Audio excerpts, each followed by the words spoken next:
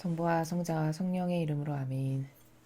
하늘을 우러러 사랑하올 하느님 아버지 뜻 안에서 스승이신 예수님과 도우이신 성령님과 사랑하올 성모님과 성요새 아버지와 성미카엘 대천사와 하늘의 모든 거룩한 천사들과 성인들의 정보를 청하며 기도드립니다.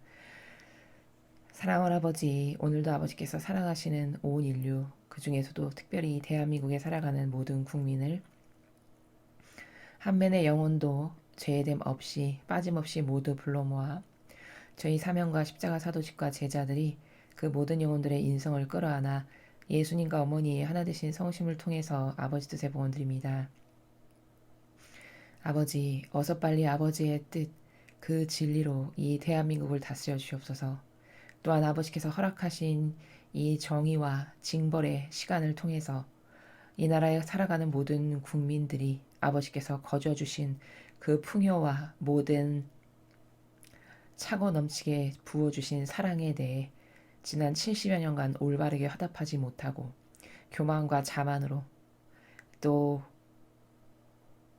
분별이 없어서 잘못된 지도자를 뽑음으로써 나라를 위태롭게 한 이 모든 뼈아픈 현실, 그리고 나라의 지도자요 종교의 지도자라고 하는 그런 영혼들이 그 아버지께서 맡겨주신 양들을 올바르게 이끌고 리더하기는커녕 역겹고 사악한 인간의 뜻이 누룩을 섞어 교묘하게 만든 그 제도와 전통이라는 교회 내 시스템과 헌법을 무시하고 깔아뭉개고 인간적인 그 교묘한 병든 감성을 모두 건드려서 군중 심리로 헌법을 능가하여 대통령을 끌어내리고 모든 이 법치주의의 질서를 무너뜨리고 경계를 흩트는 이 정치 지도자, 이들의 모든 사악한 죄악, 그 모든 죄악을 저희 사명이 대신 배상과 보속을 드립니다. 또한 아버지, 이 고통과 어려운 환란의 시기를 통해 아버지께서 사랑하시는 영혼들은 철저하고 처절하게 회개할 수 있는 특별한 은총을 허락하여 주시고 아버지 보시기에 회개할 가능성 없고 아버지 보시기에 완벽한 악의 도구로서 아버지의 뜻을 가로막는 그 모든 악을 이 대한민국이란 나라에서 완전히 쓸어버리시고 없애주셔서 이 기회를, 이 고통의 시간을 토대로 다시 새롭게 아버지의 뜻, 그 진리 안에서 새롭게 건국되고 새롭게 탄생하는 그런 대한민국이 될 수 있도록 축복하여 주시옵소서. 이 모든 기도 우리 주 그리스도를 통하여 비나이다. 아멘. 성부와 성자와 성령의 이름으로 아멘. 안녕하십니까. 하느님의 뜻 선교의 윤피아 수녀입니다. 오늘도 하느님 아버지께서 우리에게 주신 진리의 나라에 대해서 함께 학습해 보도록 하겠습니다. 2020년 3월 9일 사순제 2주간 월요일입니다. 1독서 다니엘서 9장 4절에서 10절까지의 말씀입니다. 아, 주님, 위대하시고 경애로우신 하느님, 주님을 사랑하고 주님의 계명을 지키는 이들에게 계약과 자애를 지키시는 분.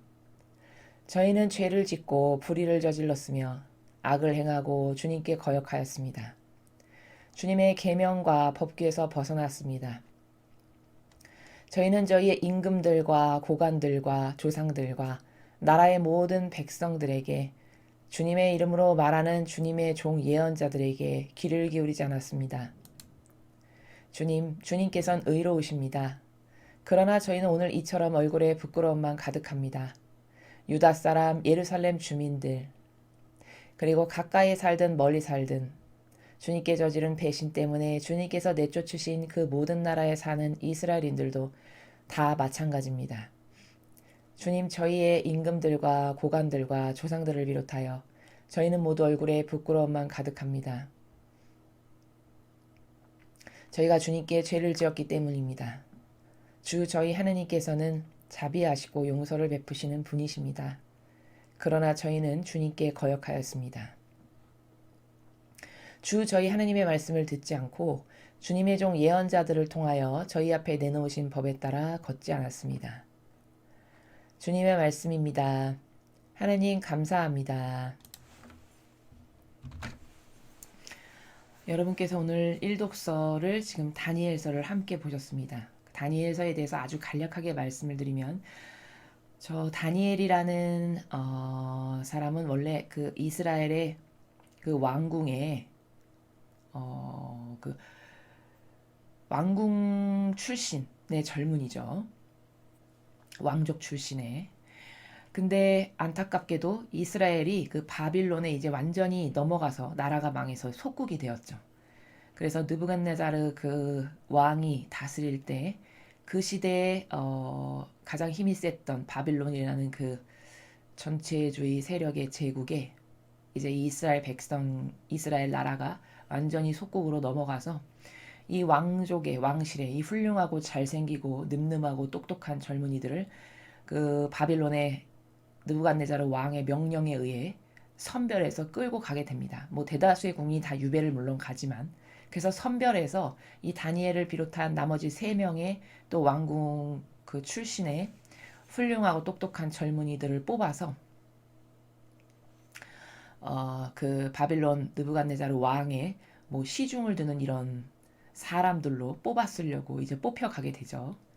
근데 여러분께서 다 아시다시피 저 다니엘의 그 절대성과 유일성의 믿음이 굉장히 확고부동했고 흔들림이 없었습니다. 그래서 그 우리가 잘 알듯이 펄펄 끓는 그 불가마에 던져졌는데도 살아남아서 오히려 느부갓네자르 왕이 도대체 저기 멀쩡하게 있는 저 4명이 누구냐? 한 명은 예수님이셨죠. 그래가지고 이제 결국에는 아무리 불구덩이에 넣고 온갖 그 짓을 다 해도 다니엘을 비롯한 3친구가 그 모든 역경과 환난에서 주님께서 이들의 절대성과 유일성에 굉장히 훌륭한 믿음을 보시고 다 살려주시죠. 그래서 결국에는 근데 꿈 해몽도 또 하고 다니엘라는 이 청년이 그래서 이제 왕의 눈에 들게 돼가지고 오히려 이 바빌론 제국에 굉장히 높은 위치에까지 올라가는 그 재상에까지 이르게 됩니다. 그래서 꿈의 몽도 해주고 한결같고 꼿꼿한 정신 때문에 바빌론이 이제 느부갓네자르 왕이 죽고 그 아들이 왕위에 올랐을 때도 다니엘을 또 등용해서 쓰고 그리고도 이제 그 바빌론이라는 제국에 힘이 다해서 그 다음 제국인 메데와 페르시아가 등장했을 때 그 메데와 페르시아의 임금이 벌써 2번이나 교체될 때까지도 다니엘을 계속해서 높은 관직으로 등용해서 쓰는 이 정도의 그 능력과 하나님께서 주시는 그 능력과 그리고 한결같고 꼿꼿한 정신으로 인해서 왕의 신임을 계속 사서 2개의 제국을 거칠 동안 높은 재상의 자리에 그 오르는 그런 일을 하면서 이 바빌론 제국과 메데 페르시아 제국에서 살아남게 됩니다. 오늘 우리가 지금 보고 있는 이 9장의 내용은 그 어느 날 기도를 하면서 성경을 읽고 있었는데 성경에서 예레미야 예언자를 통해서 아버지께서 주신 말씀 70년이 지날 때까지 이스라엘은 돌무더기로 남아있을 거다. 이런 구절을 읽게 되고 이제 그 성경의 말씀의 뜻을 깨닫고 바로 회개를 하는 그 이스라엘이 하나님 아버지께 모욕과 역겨움을 들여가지고 결국 이런 다른 제국에 짓밟히게끔 하는 이 고통과 환란의 시기를 아버지께서 허락하신 거죠.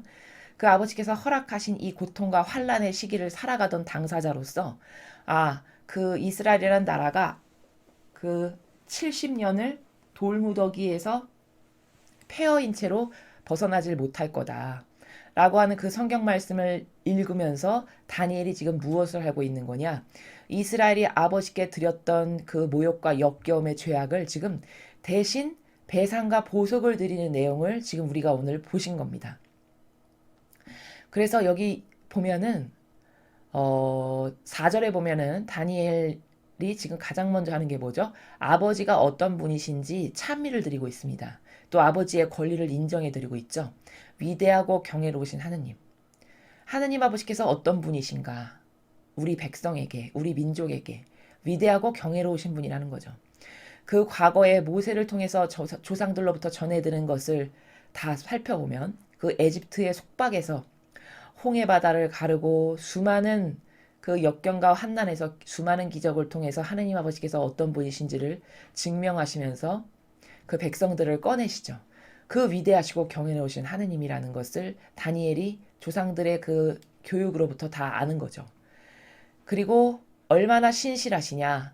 아버지를 사랑하고 아버지 계명을 잘 지키려는 이들에게 계약과 자애를 한결같이 지키시는 분. 이렇게 아버지가 어떤 분이신지 찬미를 드리면서 그분의 권리를 존중해 드리는 그 내용을 4절에서 볼 수 있습니다. 그리고 나서 무엇을 하고 있냐?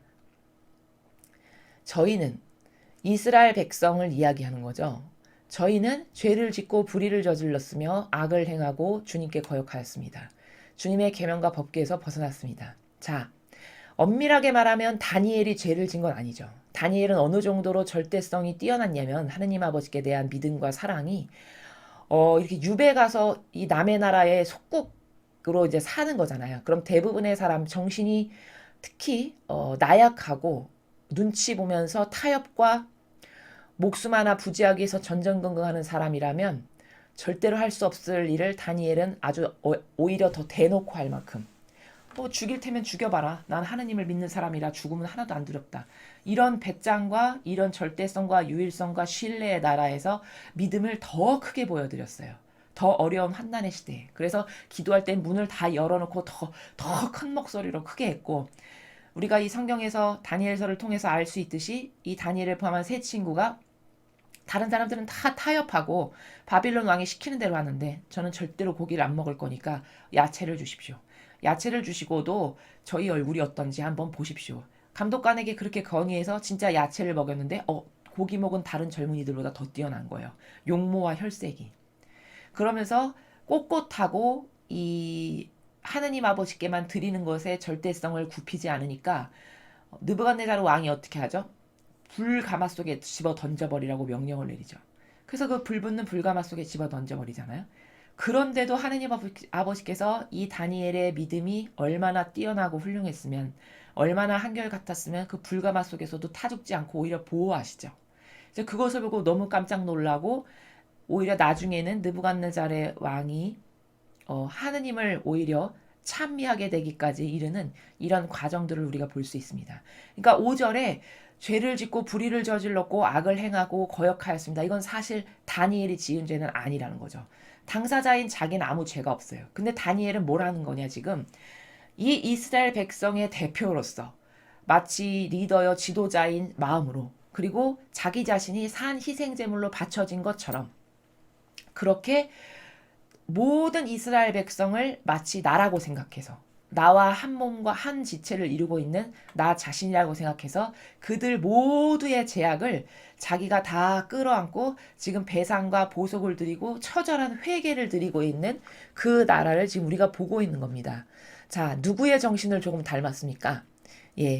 예수님의 정신을 좀 닮았죠. 다니엘이. 예수님께서 행하신 배상과 보속을 보면 당사자가 아니셨어요. 본인의 죄가 아니고 본인은 오히려 흠 없으신 하느님의 아드님이셨죠. 그런데 온 인류의 죄악을 창조주로서의 그 책임감을 가지고 맨 첫 번째 영혼부터 마지막 시대 마지막 영혼에 이르기까지 그들의 모든 인성을 다 끌어안으셔서 마치 한 사람이 아버지께 배상과 보속을 드리는 그런 마음으로 지금 여기 다니엘도 마치 한 사람인 자기가 그 모든 이스라엘 백성의 수많은 죄악을 다 끌어안은 사람으로 바쳐진 희생양으로서 어린 양으로서 하나님 아버지께 배상과 보속을 드리는 것을 우리가 지금 확인할 수 있는 겁니다. 이 정신은 어디서 나온 거냐면 예수님께서 나는 머리요 너희는 지체다. 또 나는 포도나무요 너희는 가지다. 이렇게 말씀하셨어요. 그건 뭐냐면 이론적이고 인성적으로 보면 한 어머니의 뱃속에서 나오지 않으면 인간은 남이라고 하죠. 근데 영적인 본질의 체계에서 보면 그것은 남이 아니라 한 분이신 하느님 아버지의 생명을 다 나누어 받았기 때문에 본질적으로는 뭐냐? 형제요 자매라는 겁니다. 그래서 예수님께서는 나는 머리요 너희는 지체다. 지체라고 하면 팔, 다리, 손가락, 눈, 코, 입 이게 다 지체인 거죠. 그 모든 지체는 어느 것 하나 소홀할 수 없고 다 똑같고 동등하게 귀하다는 거예요. 그런 관점의 나라에서 예수님께서 온 인류를 마치 한 사람이 배상과 보속하는 마음으로, 즉 하나의 지체에 다 한 몸에 딸린 나의 지체들의 죄를 이 몸인 내가 배상과 보속을 드리는 그 나라에서 아버지께 배상과 보속을 드린 거거든요. 다니엘도 지금 똑같은 것을 하고 있는 거죠. 그래서 저희는 이렇게 계속 반복해서 말하는 겁니다. 그 모든 이스라엘 백성을 자기 자신 당사자라고 생각하는 거죠. 그래서 임금들과 고관들과 조상들과 나라의 모든 백성들에게 주님의 이름으로 말하는 주님의 예언자들에게 귀를 기울이지 않았습니다. 저것도 자기가 지은 죄가 아니에요. 자신은 저런 믿음으로 하나님께 모욕을 드린 적이 없어요. 다니엘의 절대성은. 그러나 리더요 대표자인 그 마음으로서 또 예수님께서 온 인류를 대신한 희생의 제물로 스스로 산희생 제물로 바쳐지기를 원하셔서 드리셨던 그런 나라에서, 다니엘도 똑같은 나라에서 지금 하느님 아버지께 그 이스라엘 백성이 수천 년 동안 아버지께 드렸던 모욕과 역경과 수많은 죄악으로 오늘날의 이 유배를 올 수밖에 없는 환경에 이르기까지의 수많은 죄악을 자기 자신이 마치 한 사람이 하느님 아버지께 그 죄악을 회개하고 뉘우치고 배상하고 보속하는 정신의 나라에서 지금 쭉 다 배상과 보속을 드리고 있다라는 이야기입니다. 다니엘의 이 기도는 마지막 시대, 이스라엘이 그 망한 환란의 시대에 어떤 정신으로 살아야만 살아남을 수 있는지를 아주 너무나도 명확하게 보여줍니다. 저렇게 다니엘처럼 온 백성, 온 인류를 위한 산 희생제물로서 자기의 믿음의 절대성과 유일성을 절대로 훼손시키지 않고 오히려 저렇게 환란과 어두운 때일수록 더 꼿꼿하고 더 절개 있고 더 곧게 죽일 테면 죽여봐라. 나는 그래도 이 믿음을 절대 악에게 굴복하거나 타협해서 이 믿음을 꺾어버리거나 타협하는 일은 나에겐 없다. 이런 절대성과 유일성의 정신으로 굳건한 신뢰와 믿음의 나라에서 저렇게 고결하고 꼿꼿한 마음의 나라에서 하느님 아버지께 갈망드렸고 믿음의 기도를 드렸고, 그리고 다른 이들 자기와 함께 여기 유배온 백성들의 죄악을 자신의 죄악으로 받아들여서 저렇게 회개한 저 훌륭한 정신, 예수님의 그 정신을 조금 닮은 저런 정신만이 이 마지막 환란의 시대에, 이 마지막 어렵고 힘겨운 고통의 시대에 살아남을 수 있는 정신은 바로 저 정신만이 살아남을 수 있다라는 점을 우리가 명심해야 됩니다. 그리고 두 번째로 명심해야 될 것은 저렇게 지금 다니엘이 대표해서 온 인류를 대표해서 배상하고 보속하고 회개하고 뉘우친 저것을 마땅히 해야 되는 책무와 의무가 주어진 사람이 누굴까요? 교회의 지도자라는 직분을 하느님 아버지께서 허락하신 바로 그들입니다. 그들은 자신들이 교회에 들어올 때, 저는 하느님의 일꾼입니다 하고 교회에 들어올 때 어떤 것을 서약한 거나 마찬가지냐면, 저는 회개한 종의 모범으로 살겠습니다. 또한 저는 저에게 보내주시고 맡겨주신 그 양들을 마치 예수님께서 베드로 사도에게 너 나를 사랑하느냐? 그럼 내 양들을 잘 돌보아라. 이 말을 3번이나 하셨죠. 그 정도로 중요한 리더와 지도자의 마땅한 책임과 의무가 맡겨주시고 보내주신 양들을 하느님 아버지께로 잘 인도해야 되는 책무입니다. 그럼 지금 우리나라와 같이 이렇게 어렵고 혼란하고 혼돈이 가득하고 악으로 끌어넘치는 이 시대에 그 어느 때보다도 중요한 정신은 뭘까? 저렇게 다니엘처럼 제가 죄인입니다. 저렇게 다니엘처럼 꼿꼿한 절대성과 유일성으로 저기 자기가 지은 죄는 하나도 없어요. 근데 마치 자기가 당사자인 양 회개하고 배상하고 보속하고 있죠. 이것처럼 지도자여 리더라면 지금과 같이 우리나라가 그 어느 때보다도 찾아볼 수 없는 전례 없고 유례 없는 이런 어려움과 이런 고통과 이런 악이 전체를 다 차지하고 지배하고 있는 이 위태로운 시절에 그 어느 때보다도 중요한 게 뭐냐? 저런 산 희생제물로 자기를 하느님 아버지께 온전히 바쳐서 마치 예수님께서 어린 양처럼 바쳐지신 것처럼 그렇게 다 저의 잘못입니다. 저희 이 아버지께서 허락하신 이 직함과 권한을 허락하신 이것을 똑바로 양들에게 제때 양식을 나눠주고 진리를 전하지 않아서 사욕과 욕망으로 맨날 타협하고 살아서 결국엔 이 백성들이 진리를 몰라서 맨날 속고 또 속고, 그래서 결국은 이런 빨갱이 공산주의 무신론자라고 하는 사람들을 지도자로 뽑게끔 한 것은 다 저의 죄입니다.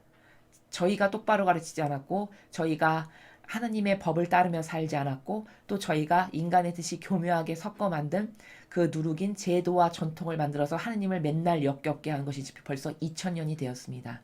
저희는 죽어도 쌉니다. 저희에게 벌을 내려주시옵소서.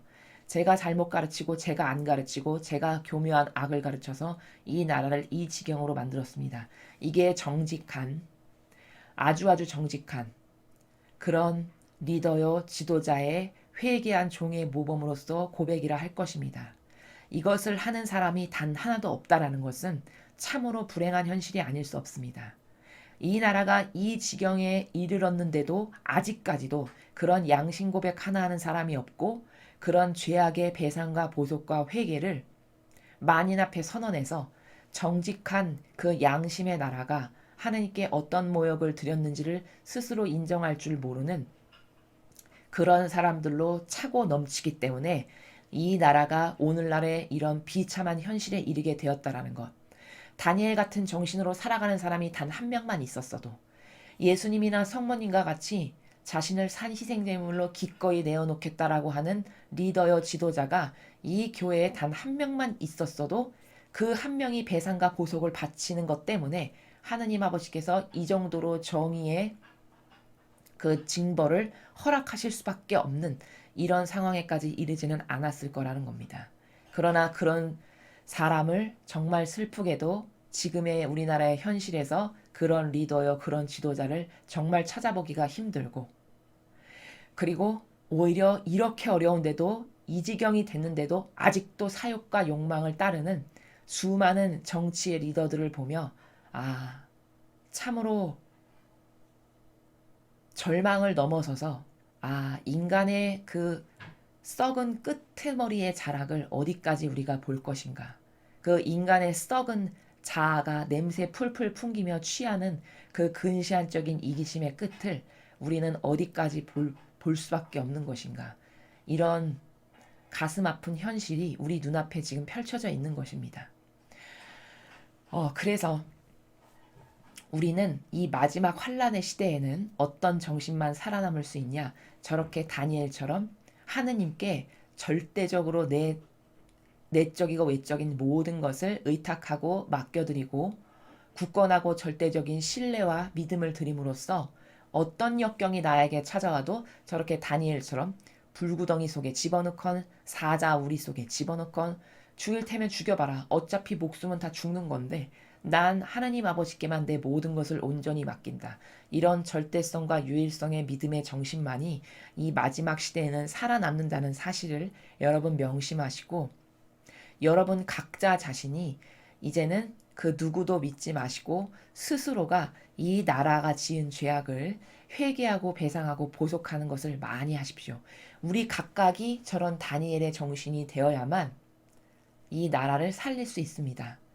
지금 보이는 이 현실이 사람 눈에는 패배한 것 같고 답이 없는 것 같고 희망이 없는 것으로 보이기 십상입니다.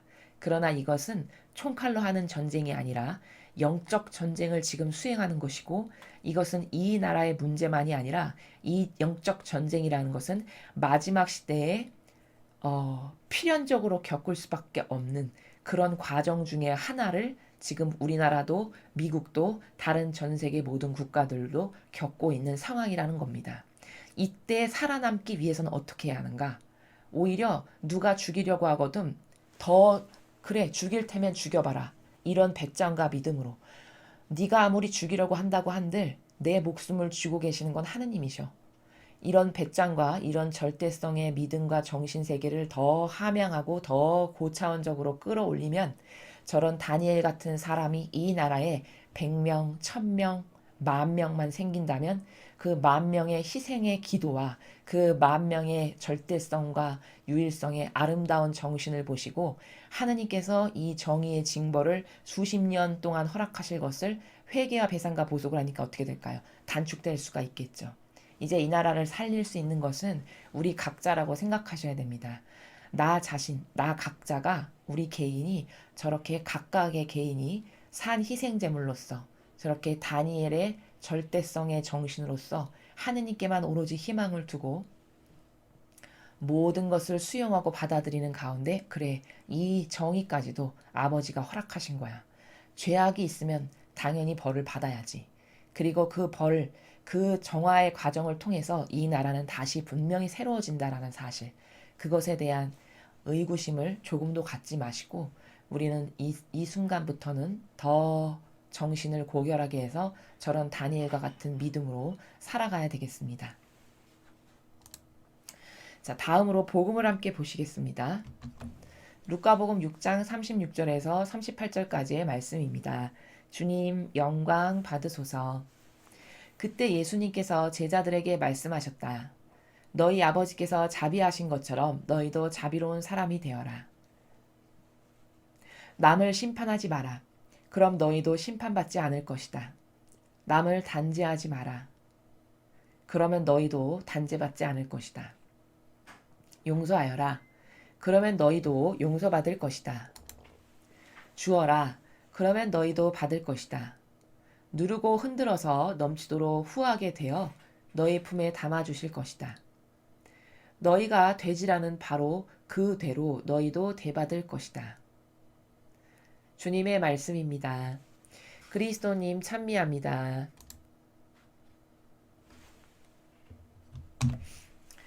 오늘 보시는 루카복음은 예수님께서 제자들에게 가르치시는 자비의 나라, 사랑의 나라입니다.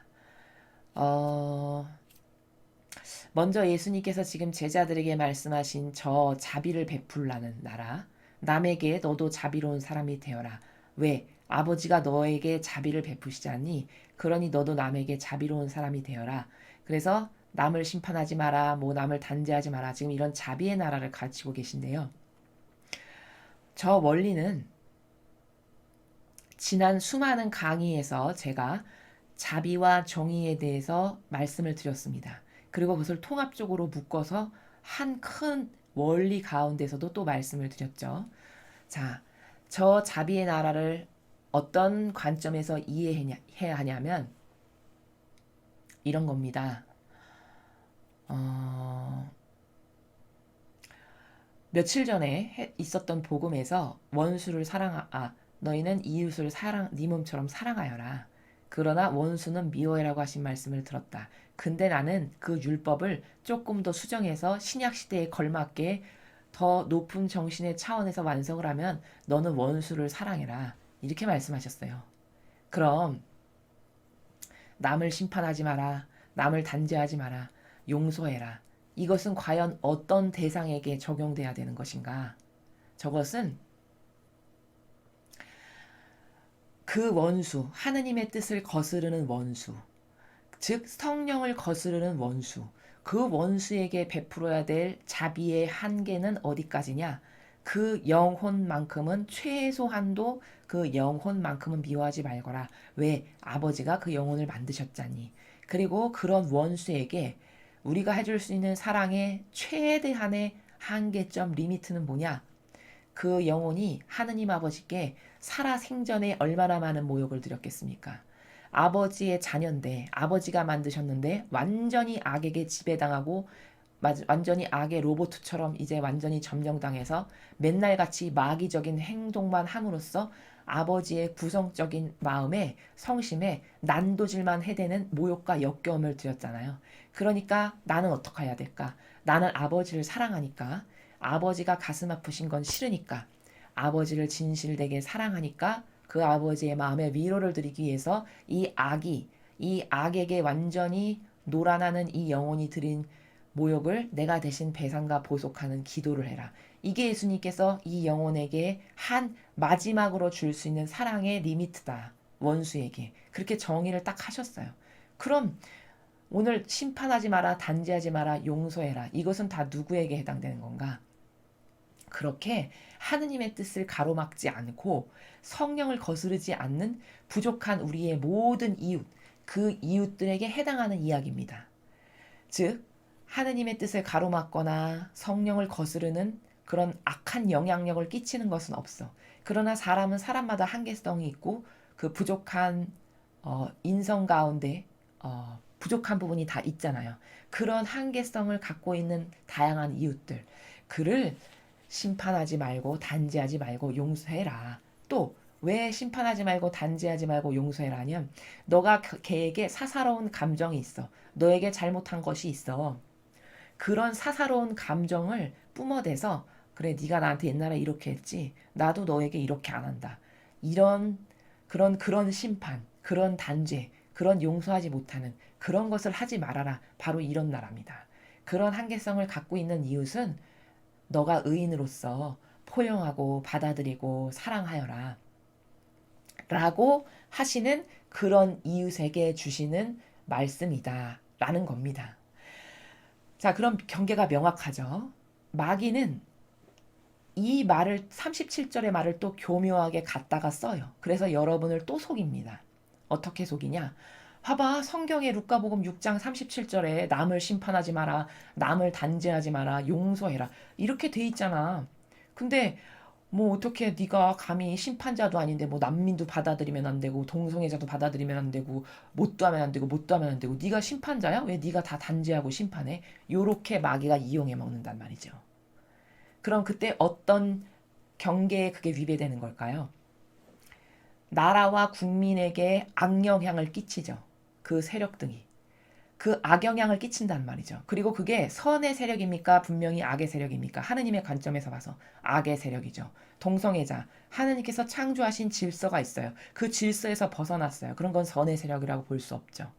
난민들, 그 난민들이 정말 먹을 게 없고 찢어지게 가난해서 이 나라에 들어오는 게 아닙니다. 그건 정치적 목표가 있고 의도가 있고 술수가 있어서 이 나라를 파괴시키고 이 나라의 모든 질서를 문란하게 하고 경계를 허물게 하기 위해서 이 나라에 들어오는 거거든요. 그럼 뭘까요? 이건 하느님께 속한 선의 세력이 아니에요. 그런 하느님께 속한 선의 세력이 아닌, 즉 하느님의 뜻을 거스르는 이런 세력에게 용서하고 단죄하지 말고 심판하지 마라. 그런 말이 아니라는 것을 여러분 명심하십시오. 이 로마 가톨릭의 마귀 세력은 항상 요 수많은 말 중에서도 특히 자비 부분, 사랑의 부분에 있어서는 이런 부분을 딱딱 따다가 자기네게 유리하게 편집해서 자기네가 좋을 대로 해석해서 수많은 성도들을 속이거든요. 거기에 넘어가면 안 된다는 말씀을 또 반복해서 드리는 겁니다. 그래서 오늘 이 원수를 자비하신 것처럼 너희도 이웃에게 자비로운 사람이 되라. 이 말은 그런 하느님의 원수를 그런 악의 세력을 말하는 게 아니라 하느님의 원수가 아닌 부족한 한계성에 있는, 그래서 예수님께서는 이런 한계성에 있는 사람을 의인으로서 받아들이라고 말씀하실 때 고아나 과부 이렇게 설명하셨죠. 그 고아나 과부는 뭘까요? 하느님의 뜻을 거스르는 악의 세력이 아니잖아요. 그쵸? 근데 남의 도움이 없으면은 이 지상에서 살아갈 수가 없는 한계성에 봉착한 사람들이죠. 고아, 돌봐줄 부모가 없어요. 그쵸? 과부, 수많은 전쟁으로 인해서 남편이 전쟁터에 나가서 죽어서 예전에 이스라엘에는 과부들이 많았습니다. 그런 그 과부, 의탁하거나 기대거나 의논할 사람 하나 없는 그 애처로운 과부.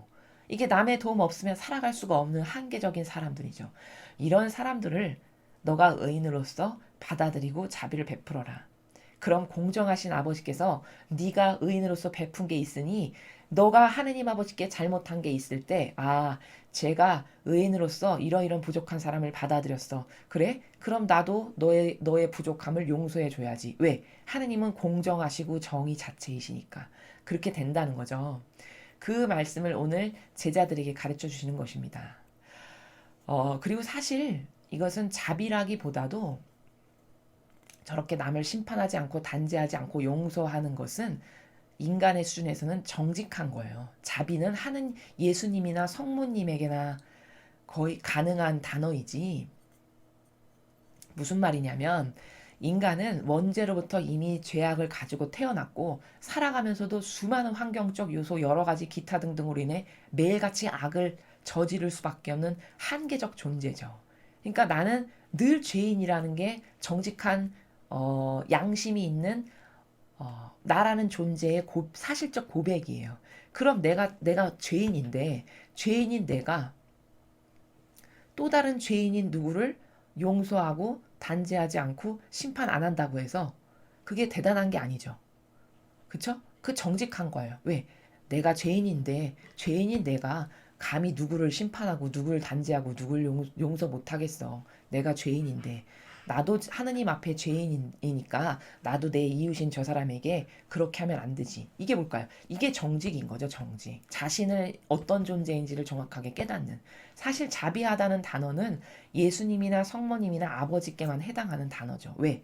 예수님 같이 죄가 없으시고 순결하시고 무결하신데 그런 분이 우리에게 베푸시는 것이 자비지 우리 같은 죄인이 또 다른 사람에게 무엇을 용서하고 심판 안 하고 단죄 안 한다고 해서 그것은 태생 자체가 죄 없는 그런 태생이 아니기 때문에 이미 원죄로부터 죄악을 갖고 있는 죄인이기 때문에 그런 자비라는 단어가 사실 인간에게는 적합하지 않다. 정직이라는 단어가 더 적합하다라는 것을 추가로 말씀을 드립니다. 그리고 이것은 이 나라를 조금 추가적으로 확장해서 말씀드리면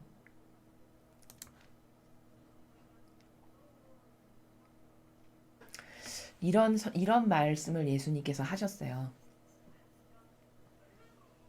이것을 연장하면은 숨은 일로 하라라고 하시는 부분이 있죠. 숨은 일로 하라. 그것은 뭐냐면은 그것의 원리는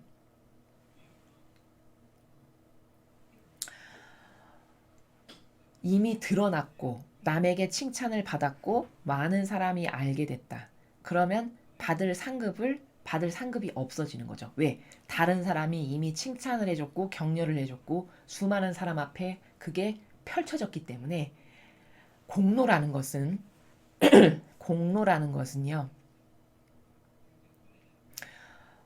의인으로서 행했을 때만이 공로입니다. 그 공로만을 하늘나라에 갖다 놓기 합당한데 그 공로가 되려면은 의인의 정신으로서 그 의인의 마음에서 행해서 거기에 흠결사항이 없어야 그게 하늘나라에 갈 수 있는 공로가 돼요. 근데 누구 앞에서 그게 칭찬을 이미 받았고 펼쳐져서 남이 다 알게 됐고 그로부터 존경을 이미 받았다. 그럼 그건 공로가 아니죠. 왜? 남으로부터 이미 인정을 받았으니까. 이래서 숨은 일로 하라라고 하는 나라가 지금 자비가 나와서 추가로 덧붙여서 말씀드리면 숨은 일로 하라라고 하신 게 왜 그러냐. 그것을 공로가 되게 해서 하늘나라에 갖다 놓고 싶으신데 아버지 입장에서는 그게 남 앞에 다 펼쳐지고 드러나게 되면은 어떻게 될까요? 공로로 인정할 수가 없죠. 그럼 상급을 주실 수가 없게 돼요. 그러니까 예수님께서 우리에게 왼손이 하는 일을 뭐 오른손이 모르게 해라. 너는 기도하려거든 오히려 더 단정하게 하고 머리 잘 빗고 깔끔하고 깨끗하게 해서 골방에 가서 홀로 단식하고 홀로 아버지만 아시게 기도해라. 이게 다 왜 그러냐? 그렇게 공로가 되게 해주셔서 상급을 받을 수 있게끔 해주시기 위해서. 그러나 인간은 거꾸로 생각하죠. 드러내 보이기 위해서 착한 일을 하고 칭찬받기 위해서 착한 일을 합니다. 이게 얼마나 어리석은 것인가. 그게 사고방식에 계산기가 고장나서 그런 거예요. 계산기가 이론적이고 근시안적인 이기심밖에는 돌아가지가 않아가지고 본질적으로 내 영혼에 어떤 것이 이득이 되는지 어떤 게 내 영혼에 유익이 되는지를 인간은 계산의 사고방식 자체가 오류라서 거기까지 넘어서까지 생각을 못하는 거죠. 그래서 지금 자비의 나라가 나와서 추가로 덧붙여서 말씀을 드렸습니다. 그래서 오늘 예수님께서 제자들에게 가르쳐 주신 이 자비의 나라는 사실 죄인인 인간에게는 정직의 나라에 불과하다. 그리고 이 자비를 베풀라고 하는 이 사람은 아버지 뜻을 거스르는 원수가 대상이 아니라 부족하고 한계성을 가지고 있는 그러나 하느님의 뜻을 가로막거나 악영향을 끼치지는 않는 우리의 이웃들. 바로 그 이웃들에게 주신 말씀이다. 라는 것을 우리가 명심해야 하겠습니다.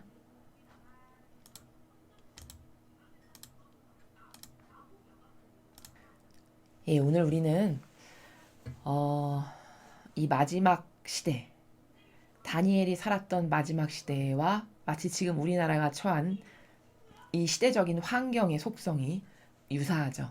우리나라도 지금 굉장한 환란과 고통과 수많은 갈등 가운데 지금 성화의 시대에 도래하기 위한 마지막 시대를 살고 있습니다.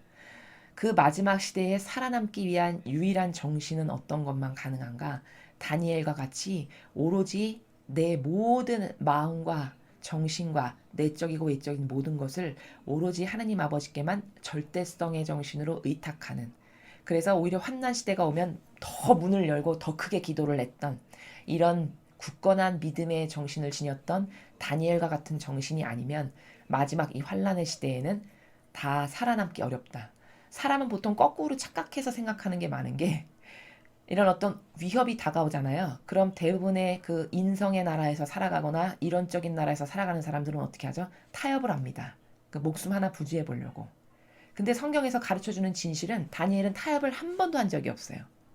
불구덩이에 쳐놓고 사자동굴에 쳐넣는데도 불구하고 죽일 테면 죽여보시오. 어차피 목숨을 죽이시고 살리시는 건 나의 하느님 아버지신데 인간이 아무리 그렇게 한다 해봤자 나는 전혀 겁먹지 않는다.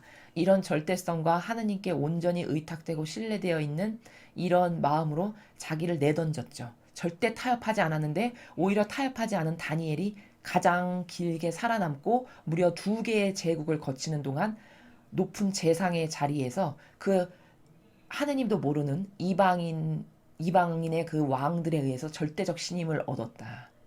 그럼 이것은 무엇을 말해주는 건가? 그렇게 얄팍하고 값싼, 그렇게 종이짝 같은 인간의 근시안적인 이기심을 갖고 있는다 해봤자 죽이시고 살리시는 것은 사실 하느님 아버지시지, 그렇게 열심히 타협한다고 해봤자 영원무후토록 사는 것도 아니요. 오히려 그렇게 역겹게 그 근시안적인 이기심을 따르고 사는 것은 참으로 추잡한 것이다. 오히려 하느님께서는 절대성의 정신을 가지고 있었던 다니엘을 그토록 예뻐하셔서 그 정신 때문에 남의 나라에 유배 갔는데도 거기서 재상을 할 만큼, 그 남의 나라의 왕에게 신임을 얻게 할 만큼 이 정도로 그를 높이셨다라는 것을 우리가 알 수 있는 거죠. 또 두 번째로 봐야 될 건 뭐죠? 과연 다니엘과 같이 이렇게 온 인류의 죄악을, 즉 이스라엘 백성의 모든 죄악을 자신이 산 희생제물과 어린 양의 정신으로서 하느님 아버지께 끊임없이 배상과 보속을 드리는 리더가 이 대한민국에 과연 몇 명이나 있는가? 이것을 매일같이 자나깨나 중얼중얼거리면서 해야 될 마땅한 의무와 책임이 주어진 사람이 누구죠? 교회의 지도자들이죠. 근데 교회의 지도자들 어느 누구도 공적으로 앞에 나서서 이 마귀의 정권이 왜 잘못됐고 어디가 잘못됐고 저는 이 마귀의 정권이 들어서게 하는 데 있어서 한 몫을 했습니다. 왜? 진리를 똑바로 안 가르쳤고 잘못된 인간의 그 교묘한 누룩이 만든 제도와 전통이란 것을 섬기고 하느님의 이름만 팔고 영혼들을 똑바로 이끌지 못해서 그 영혼들이 눈먹고 기멀어가지고 결국엔 이런 마귀를 대표로 뽑아놓는데 결정적 역할을 하는 것은 누구냐? 리더인 높은 직함과 권한을 가진 저희들의 잘못입니다. 이렇게 해서 회개와 배상과 보속을 끊임없이 해야 되는 시대에 도래했는데도 불구하고 그런 것을 공적으로, 사실적으로 그렇게 하는 분이 과연 몇 명이나 되실지, 참으로 그런 현실이 가슴 아프고 슬픈 현실이라는 거죠. 그래서 이제 우리는 내 자신이, 우리 각자가 각각의 개개인이 각각 다 다니엘의 정신이 돼서 산 희생제물이 돼서 우리 각각을 예수님께서 온 인류를 위한 희생제물로 내어 바치셨잖아요. 그 배상과 보속 때문에 하느님 아버지께서 공짜는 없다는 그 시스템의 원리상 받으신 것만큼 인류를 용서해 주시는 명분이 생기신 거예요. 그 공정이 생기신 거죠. 그래서 우리가 다 용서받게 됐다라는 이 원리를 통해 우리가 이 나라의 이 고통의 실현의 시간을 단축시키려면 우리 각자 자신이 다니엘에 대해서 이런 나라가 지은 죄, 또 내가 지은 죄를 끊임없이 배상과 보속을 많이 드리면 드릴수록 그게 하나님 아버지께 위로가 되고 그 환난과 고통의 시간을 아버지께서 배상과 보속 때문에 단축시켜 주실 수 있다라는 점. 이것을 명심해야 됩니다. 복음에서는 자비에 대해서 또 가르쳐 주셨어요. 근데 그 자비가 사실 인간에게는 자비라는 단어도 합당치 않다. 인간에게는 정직이다, 정직. 왜? 죄인이니까. 근본 자체가. 죄인으로 태어났기 때문에 죄인이 어떤 죄인에게 무슨 평가의 잣대를 댄다는 것 자체가 어불성설인 거죠. 그냥 나도 죄인이니 같은 죄인에게 그것을 묻지 않는 것이 정직의 나라라는 거죠. 그것을 물으실 수 있는 분은 죄인이 아닌 예수님이나 어머니나 아버지뿐이시라는 걸. 자비의 단어가 합당하신 분은 아버지, 예수님, 어머니밖에 안 계시다라는 것을 본질적으로 알고, 그리고 그 자비를 베풀라고 하는, 용서해 주거라, 단죄하지 말거라 하는 그 대상은 과연 누군가? 그것은 하느님의 뜻을 가로막는 악의 세력, 마귀의 세력에게 그렇게 하라는 것이 아니라 한계성을 가진 이웃에게 네가 의인으로서 그렇게 해주거라. 그러면 너가 마지막 날에 심판받을 때 네가 의인에게 한 그 공로가 있어. 그럼 그 공로 때문에 너의 죄도 아버지께서 당연히 용서해 주실 거다. 왜? 공정과 정의의 나라니까. 그렇죠? 그래서 그런 자비의 나라, 정의의 나라, 그리고 오늘 다니엘과 같은 정신세계의 나라, 이런 오늘 배운 것들을 여러분의 영혼의 그 내적인 마음과 정신에 새기셔서 자신의 것으로 만드시고, 이 나라를 위해서, 불쌍하고 안타까운 이 나라를 위해서 오늘도 배상과 보석을 많이 하시는 여러분들 되셨으면 좋겠습니다. 이상으로 2020년 3월 9일 사순제 2주간 월요일 복음 해설을 마치겠습니다. 감사합니다.